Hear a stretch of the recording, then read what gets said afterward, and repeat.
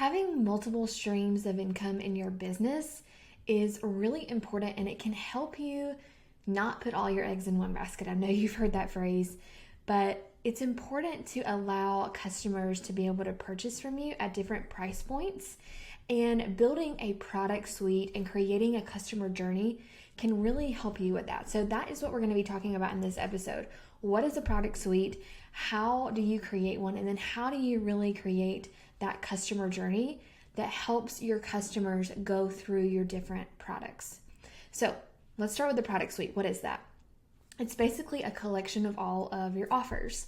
So offers could include a course, a membership, a low ticket or a mini offer like a mini course or an ebook or a collection of templates. It can include digital downloads, which is a special type of mini offer. So digital downloads could be like, one template, or if you're in the teacher space, clip art or teacher resources.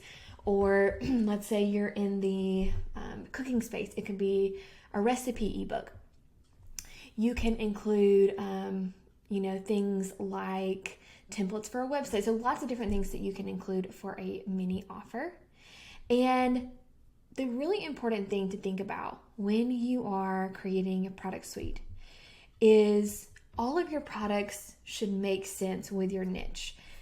Now, I will say, as you grow and as your following grows, you can branch out, and that is totally fine. But I see this where people in the beginning have offers and they really are not cohesive.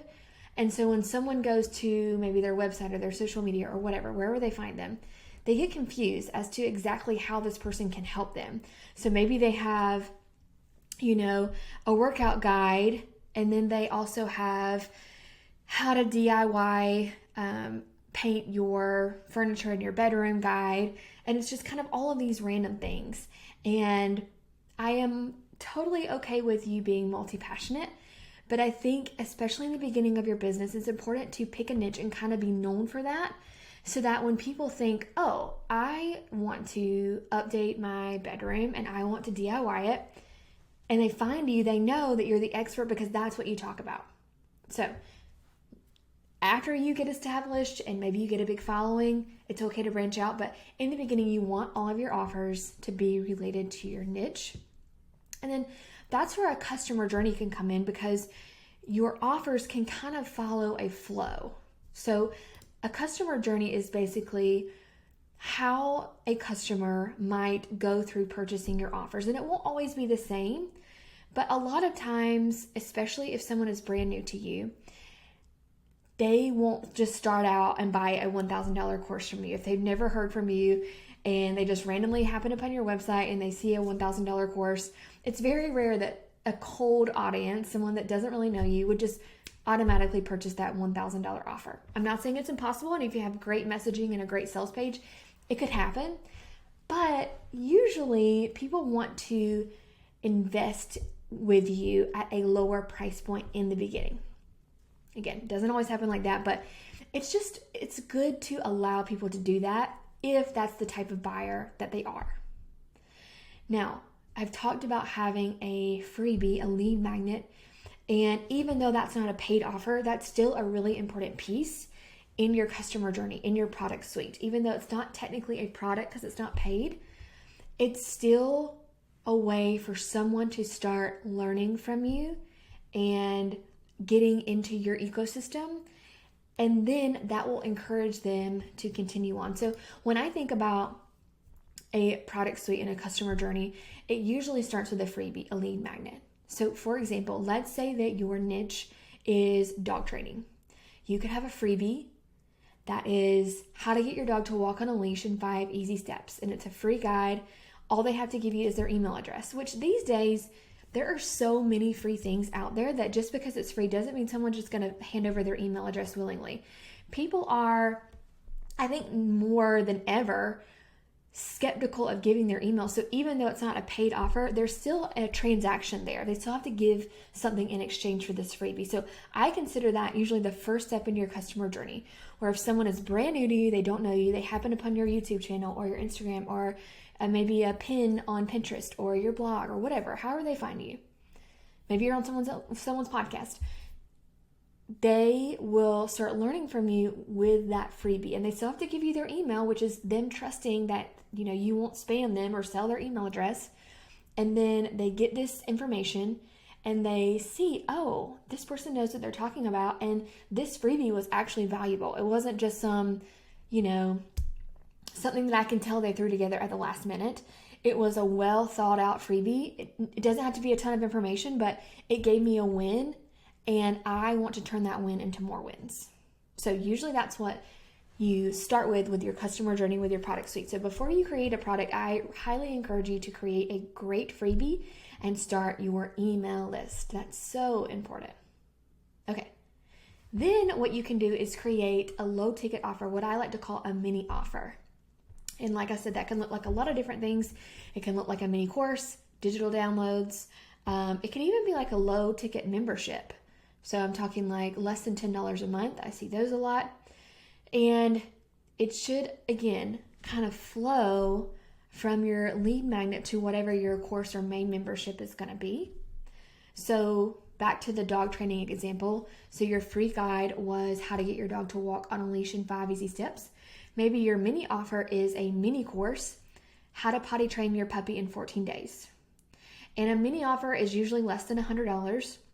I'm seeing more and more mini offers less than $50 now, because it's almost a no-brainer when you see something like that. When you see a mini course for $17 and you have great testimonials because you've sold it and you've gotten results for people, someone doesn't really have to know you that well in order to entrust you with $17.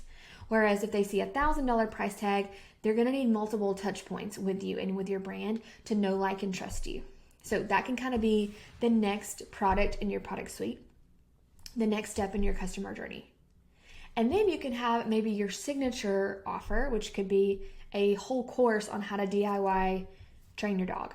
So you would teach them everything about, from puppy to adult, how to train their dog, how to, make sure that they don't bark during the day, they crate train, all the things with dogs.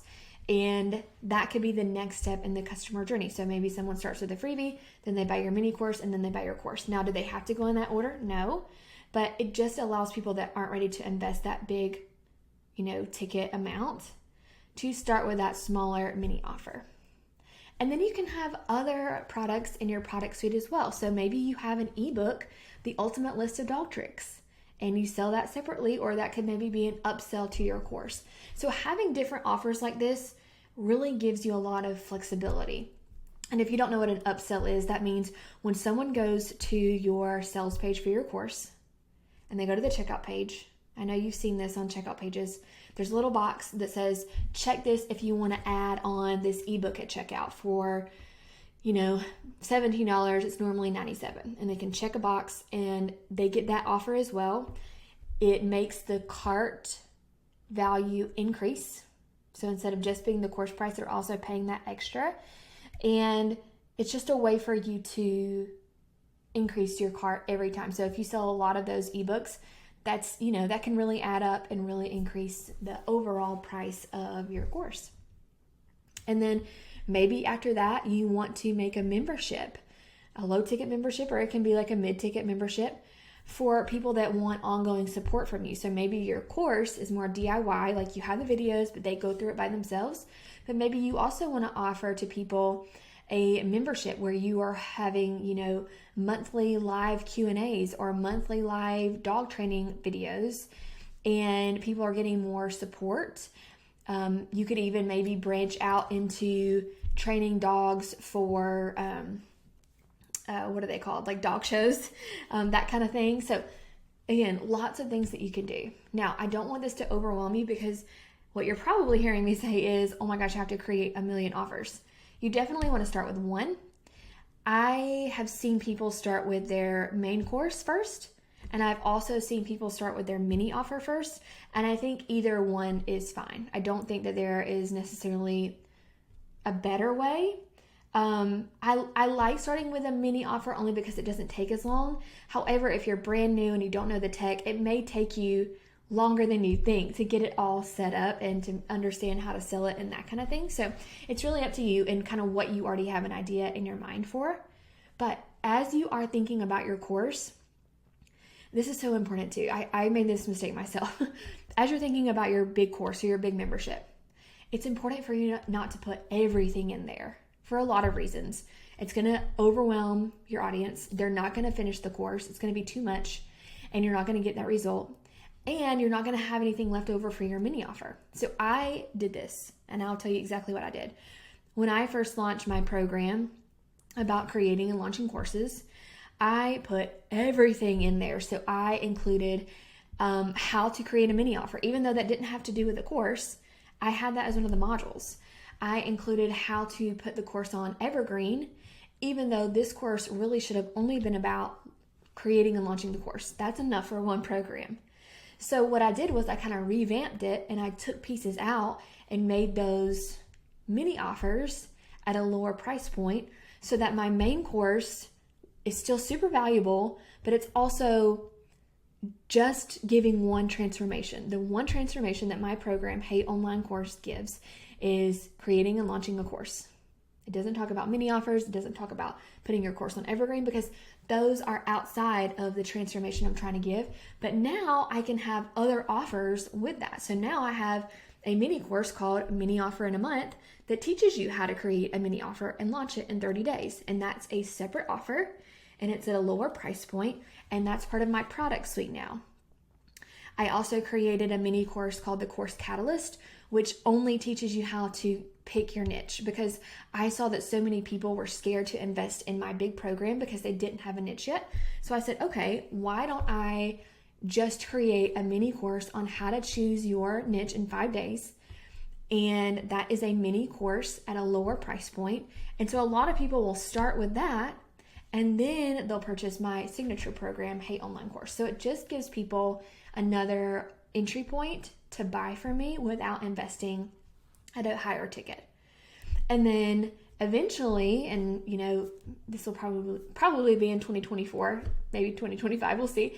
I will have probably a membership about how to put your course on evergreen so that after people launch their course and they're ready to put it on autopilot and start making that passive income, they can join this membership where they get more ongoing support from me because that concept is more in depth. And then they can continue purchasing from me. And a lot of times people that purchase one thing from you will purchase another thing from you. So that's why it's great to list out that customer journey. Okay, let me just give you a few more examples because I like real life examples. And this is a very different customer journey, but still amazing. So let's say that your niche is infant sleep. So the free guide could be 5 steps to safe sleep. And it's just the very beginning stages. If a new mama is like, oh, why won't my infant sleep? They're going to find your guide. It could also be like, how to get your infant to stop crying tonight. Like a very quick win. And you just give one actionable step that might help them. And they'll start learning from you. They'll understand that you know what you're talking about. Then this is a different type of customer journey. You could have mini courses. So instead of having like one main course, you can have a series of mini courses that they could buy as they go. So you could have a mini course for infants, 0 to 2, newborns, for 2 to 4 months, for 4 to 6 months, for 6+. And so at whatever stage they're at, they would buy that mini course. And then if they buy the first course and they've gotten results, they're more likely to buy that next mini course. And another thing to think about is because these are new moms, maybe they don't want to spend a ton of money on a big course. Those mini courses are going to be cheaper, right? Because they're just a little bit of the infant's life. So they're more likely to buy because it's not such a big price tag. And then another thing that you could do is you could take those mini courses and bundle them together for a slight discount so that if a mom realizes, maybe they've already been learning from you. Maybe you have a YouTube channel. They've been watching your videos and they're like, okay, I don't need to just buy one of these mini courses. I want them all because I know they're all going to be valuable. They can buy the whole bundle for that bigger price tag and they're getting a discount so they feel good about it. And then you are getting that bigger amount of money for all of those mini courses together. And then maybe you have an ebook or a big guide that's a paid guide, the Ultimate Nursery Setup Guide. You could sell that separately on your website. Maybe you have a membership called the Safe Sleep Club, where you are actually giving ongoing support and you are having live Q&As and things like that. So lots of things that you could do. Okay, I will just give you, let me find one more example here. Okay, so here's another example. So let's say your niche is helping people grow on Instagram. So your free guide could be get your first 100 Instagram followers. Quick win. They're going to know that you know what you're talking about. Then you could have a digital downloads set of templates. So templates for Instagram posts or carousels or whatever in Canva. You put those templates together and you sell those separately. And then maybe you have your course called Instagram Business Academy, where you teach everything about how to grow your Instagram for your business. Maybe you offer one-on-one coaching. That's another great offer to go in your product suite. It doesn't fit with every niche necessarily, but it fits with a lot of niches that I've talked about. So infant sleep, you could do like one-on-one consulting, especially if you have some kind of certification as an infant sleep expert. You could have one-on-one sessions with parents via Zoom and charge a bigger price point because you're giving one-on-one attention. In this case with Instagram, you could do one-on-one business coaching for Instagram. And that's a great way to, first of all, you can start doing that before you even create some of these other offers. Maybe you create your free guide and then you have these coaching sessions and you're doing those while you create your course so you can start making money. It's also a great way to start talking with people and seeing what they want or need. Maybe you want to add in a membership. So I hear a lot of people say, should I choose a course or a membership for my product suite? I think you can do both. And I really don't think it matters which one you do first. I am all about courses, so I've said course most of the time because courses are usually more passive once you get them set up. But I think memberships are great too, and a lot of people are craving that, interaction, that monthly or weekly Q&A, that feedback. So either one is totally fine, and it depends on your niche and how much time you have. But you can definitely have both, and you can have where maybe the course leads to the membership leads to the course. There are a lot of different ways to do these customer journeys. Okay, so I think that is quite a few examples for you to at least get started thinking about what you want to go in your product suite and how you want your products to flow, how you want your customers to start with that freebie and then go through your products. And this is just a great reminder, especially if you haven't started creating your course yet, don't put everything in the course. It's going to be too much anyway.